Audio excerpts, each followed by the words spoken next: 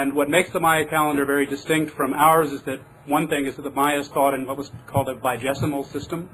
That is, we tend to count to base, we can use a base 10 system, and we count to 10 on our 10 fingers. For the Mayas, the concept of wholeness was the whole body. And you have 10 fingers and 10 toes. So 20 is a complete being, and Weenik, or Weenal, is 20. So the base 20 is a very fundamental part of the calendar. Now, there are two parts to the Maya ritual, to the Maya calendar. One of them is a ritual calendar of 260 days, which is based on 20, and then you have the number 13, which is a very fundamental number, which is a prime number. It's a number that resonates in the cycles of a number of planets and natural processes. But the most basic calendar is one that we can trace back to about 500 BC, and involves the intersection of the numbers 20 and 13. There are a total of 13 sacred months and 20 numbers. And each number, you run through 20, and then you go to the next month. So in any 260-day period, you have a number and you have a month name, and that gives that day its special quality. But that's the ritual quality of that day. There is also a 365-day real-world calendar, which is tied to the rotation or the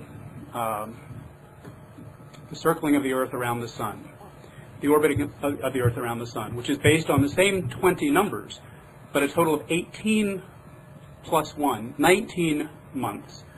And 18 months of 20 days each gives you 360 days. And then there's a 5-day period, which is considered to be the Wayeb, which is a very dangerous period. And in fact is a period when things are in flux. And during the Wayeb, which typically falls during the spring, you need to be very, very cautious. But you cycle through 20 days in 18 months, and then you add the 5, and you get 365. Well, these two calendars interact with each other in a much larger cycle, in that if you permute 260 against 365, what you find is that every day in that period has a unique quality, one that comes from the number, and every number has a potency. We tend to associate numbers like 4 or 3 or 7 with magical qualities. Every number for the Maya had its significance, 2, 3, 8, whatever. The months also had their particular qualities, and many of the months on the ritual calendar are named after natural objects. So in the ritual calendar you have a quality.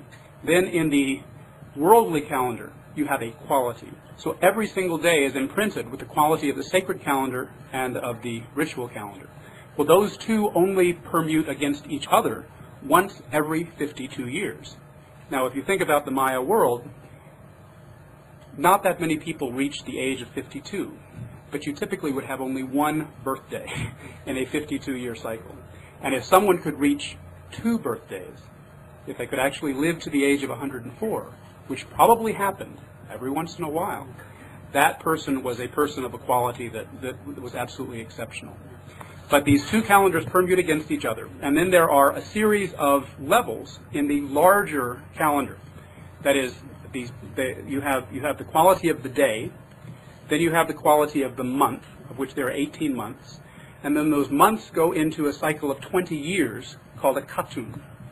And then those 20 years go into a cycle of 400 years called a baktun.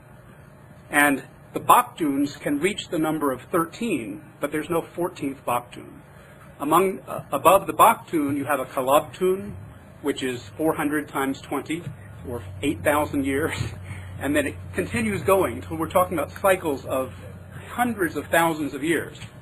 What we're going to reach on December 21st in the year 2012 is the very end of Baktun 13, at which point we move to a whole other level of existence, which is going to be a new consciousness, a new world.